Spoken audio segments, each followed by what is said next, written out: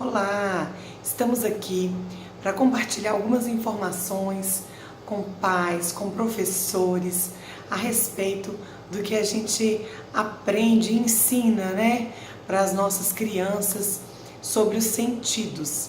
É aquilo que a gente mais aprende na escola, que está aí nos programas curriculares sobre os sentidos humanos.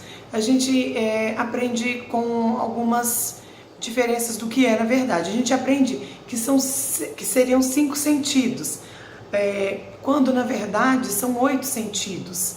E eu vim aqui para esclarecer isso, ainda que os livros didáticos, ainda que muitos professores na faculdade onde a gente está se formando, eu mesmo fiz ciências biológicas, também sou fisioterapeuta, ainda que alguns professores insistam em repassar aquilo que eles também aprenderam, hoje eu vim compartilhar essa novidade.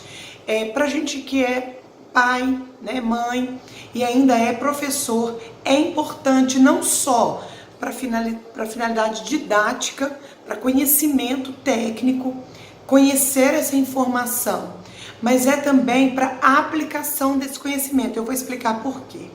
Então vamos lá, a gente já sabia essa porta para o meio exterior, onde a gente capta as informações, a visão, o olfato, o paladar, a audição e o tato.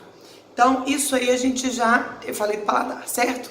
Isso aí a gente já sabia que são as portinhas de entrada. Então lá na nossa criança, a gente começa ensinando o nome dos órgãos, olho, mostra onde está seu nariz, a sua boquinha. Então a gente já vai ensinando para a criança pequenininha, para o bebezinho, e ele vai apontando, vai reconhecendo, nomeando as partes do corpo. Ele reconhece primeiro, nomeia depois.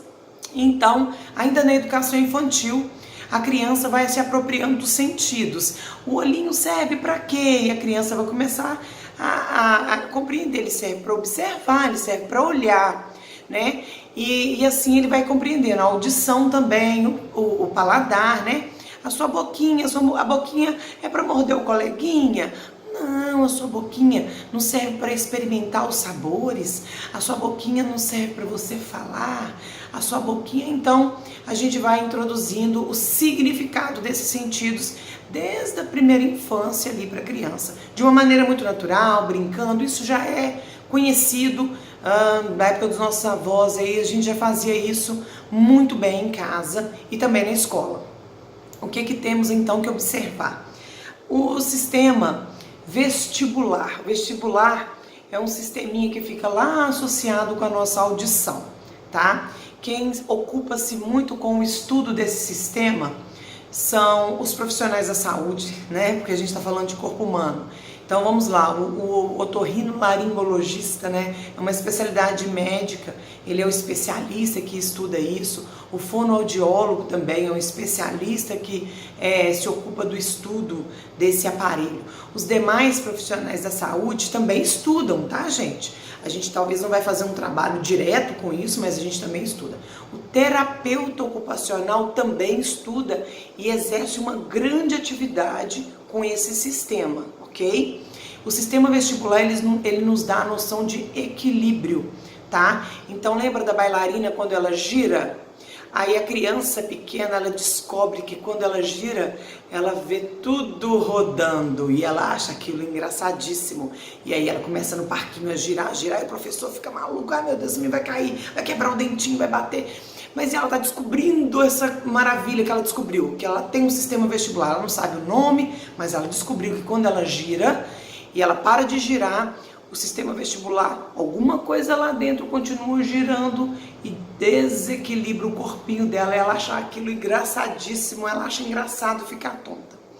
Bom, esse sistema vestibular, ele é muito importante por nos dar essa noção de equilíbrio, tá? Lembra que eu disse no início do vídeo que além de ter a noção de que esse sistema vestibular é um dos sistemas importantes dos sentidos que nós temos, além de ser importante estudar, de ter o conhecimento técnico sobre isso, é importante também a aplicação. A aplicação vem do que, gente? Da perceber que algumas pessoas podem ter esse sistema, assim como qualquer outro sistema sentido, né? Com hipersensibilidade ou hipossensibilidade. E aí a gente vai ter as alterações. Alterações que podem ser brandas, leves, né? A pessoa vai ter uma vida normal. Ou alterações que vão ser gravíssimas, né? Por exemplo, a gente sabe que um adulto, quando ele tem uma alteração gravíssima lá, que eu não vou nem nomear, mas eu vou falar um nome muito popular, labirintite. Tem vários tipos de disfunção nessa região aqui vestibular, mas uma famosinha que a gente chama tudo de labirintite, mas não é, são vários tipos, né? Então um especialista é capaz de nomear qual é a disfunção, mas a gente, na linguagem popular, a gente nomeia, põe tudo num pacote só e chama tudo de labirintite. Mas é uma disfunção, pode ser temporária, pode ser permanente, pode ser, enfim, tem medicamento para isso, não tem, mas é interessante você saber que existe esse sistema, ele precisa funcionar bem. Algumas crianças que procuram sempre mexer a cabeça o tempo todo, podem ter uma hipossensibilidade desse sistema e elas estão procurando ativar um pouco esse sistema. Então elas buscam dar uma ativaçãozinha nesse sistema, né? Lembra que eu falei da nossa bailarina? Existem técnicas para a gente girar, né, e manter esse sistema em equilíbrio, manter um ponto fixo. Então, enfim, existem tratamentos medicamentosos, existem técnicas para estimular, existem encaminhamentos possíveis para a gente ajudar aquela criança, aquele adolescente que está apresentando alguma deficiência no aparelho vestibular, tá? Sinais e sintomas dessa deficiência podem estar associados com dor de cabeça, podem estar associados, lembra que eu falei do otorrino? O otorrino laringologista, ele tá trabalhando tudo isso junto, ele está investigando nariz, garganta e ouvido. Então, esse sistema vestibular, quando o médico vai avaliar, ele vai avaliar tudo isso. Então podem ter sintomas da cabeça mesmo, alguns sintomas nasais, da garganta, do ouvido, isso funciona ali. Quem vai investigar é o médico.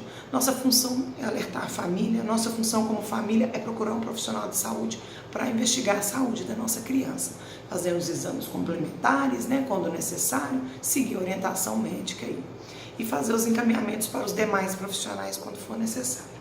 Então eu falei o sexto sentido aí. Outro sentido interessante é a propriocepção. É a nossa noção de consciência corporal, né? É tão legal quando a gente vai trabalhar a consciência corporal com pessoas de qualquer idade. Aí você manda a pessoa, olha, relaxa o ombro, gira o ombro para trás. Aí tem um girando para frente. Ele não tem uma consciência corporal apurada ainda. Às vezes o idoso, né? Ninguém trabalhou isso com ele, então ele está lá na terceira idade já e ainda não trabalharam a consciência corporal dele. Então é magnífico a gente trabalhar isso com a criança. Não é responsabilidade exclusiva do educador físico. Claro que o professor de educação física, ele coloca nas suas estratégias esse trabalho com a consciência corporal. Lateralidade, trabalhar direita e esquerda, ele coloca tudo isso no seu programa, mas ele não é o único que tem que trabalhar isso. Os profissionais, os pais em casa, né?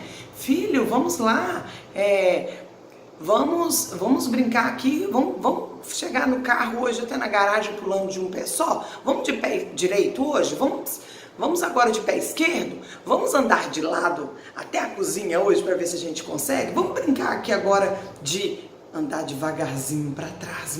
Vamos dar 3 passos para trás?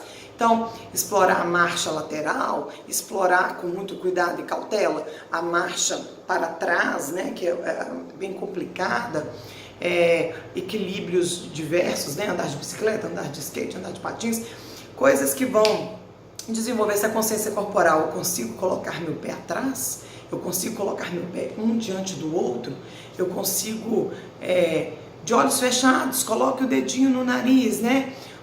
Consigo fazer essas pequenas brincadeiras que estão treinando meu cérebro para posicionar, para conhecer a posição do meu corpo no espaço. Então tudo isso é consciência corporal. Uma outra dica importante que eu dou: trabalhe com a criança na frente de espelho. Nas nossas casas, nós projetamos os espelhos na altura dos adultos. Então, às vezes, a pobre coitada da criança não tem nenhum espelho em sua altura. E ela tem muita curiosidade de conhecer o próprio rosto, o próprio corpo. E aí, quando ela se depara com um espelho grandão, onde ela consegue se ver por inteiro, ela consegue tomar um pouco mais de consciência corporal. Eu lembro da minha filha, ela tinha uns 2 aninhos e ela chegou na escola de natação e viu um espelho enorme, como não tínhamos lá em casa. E a primeira coisa que ela observou foi o tronco dela. E ela olhava de lado, e ela observava, virava do outro lado, ela girava e ela contorcia o tronco. Ela ficou impressionada com o corpo dela, a parte do tronco. Porque no espelho que ela tinha, né, que ela tinha acesso, ela só conseguia ver do tórax para cima. Então a consciência corporal, do tronco, do quadril, ficava realmente comprometida, porque ela não conseguia visualizar adequadamente, né? Consciência corporal dá para trabalhar de muitas formas. A criança também que tiver dificuldade nesse trabalho de consciência corporal, ela vai ter dificuldade também na motricidade ampla e talvez até na motricidade fina, tá? Isso tudo tem a ver com a propriocepção. O outro sistema que a gente tem, que não é tão falado, mas vocês vão entender o que é. A interocepção, nome difícil, né? Nome feio. É conseguir observar ou perceber sensações viscerais lá dentro do seu corpo. Eu tinha uma amiga que falava assim: eu estou sentindo um movimento, parece ser na região do meu intestino, ou parece ser... Ela conseguia falar umas coisas assim: eu devo estar com algum tipo de ar preso, parece que é na região do meu intestino, mais do lado esquerdo. Eu falava: ah, você está conseguindo precisar, né, localizar esse tipo de... Ela: sim, eu consigo concentrar e perceber que tem um desconforto aqui. Às vezes a gente consegue perceber um grande desconforto abdominal quando você tem, por exemplo, uma massa de gás ali, né? Mas quando é uma coisa considerável, ela era delicada, ela... Não, eu tô com uma sensação de... Porque nós mulheres conseguimos observar período fértil de ovulação, né? Por aumento de temperatura local, algumas coisas, mas depois de muita observação, depois de uma certa idade, que você conhece seu próprio corpo. Essa menina era nova e ela conseguia já observar: não, eu sinto que a temperatura do meu quadril já está alterando, deve estar acontecendo alguma coisa a nível de útero, a nível... Então, nossas vísceras são inervadas, elas realmente nos dão sensação, né? Nos dão sensação de dor, inclusive, podemos sentir dor, cólicas. E isso, quem nos responde por isso é esse sistema aí. Esses sistemas todos funcionando, que são 8, eles então levam informação do ambiente, mesmo que seja, né, chegando no corpo aqui, tocando já no nosso corpo, para o cérebro. O cérebro processa tudo isso e então envia uma resposta. Essa resposta vai influenciar o nosso comportamento e a nossa aprendizagem. Por isso a gente tem que ficar atento como pais e como professores, porque o que a gente consegue ver na nossa criança muitas vezes é só o resultado final, o comportamento bom ou mal, o impacto final lá que a gente quer ver, a aprendizagem. Está evoluindo bem, como eu espero, como eu programei, como eu planejei, ou não? Está aquém daquilo que a gente projetou, que a gente programou? A gente só olha isso. A gente não olha como as informações estão chegando no corpo da criança. Então, é só uma pequena dica para você aprender hoje, né? Pesquise mais e estude mais. Uma coisa que eu ouvi recentemente de uma estudante, também muito bacana, para a gente ser pai e mãe, a gente tem que estudar. Eu gostei muito dessa frase. Para a gente ser professor, nem precisa falar, né? Que professor precisa estudar, a gente já sabe. Mas eu achei muito legal isso. Para a gente ser pai, para a gente ser mãe, a gente tem que estudar. Então vamos estudar para a gente melhorar. E a frase que já virou um chavão aí por aí, né? Para você ser a sua melhor versão. Então um grande abraço. Espero que seja proveitoso para você esse vídeo. E até a próxima.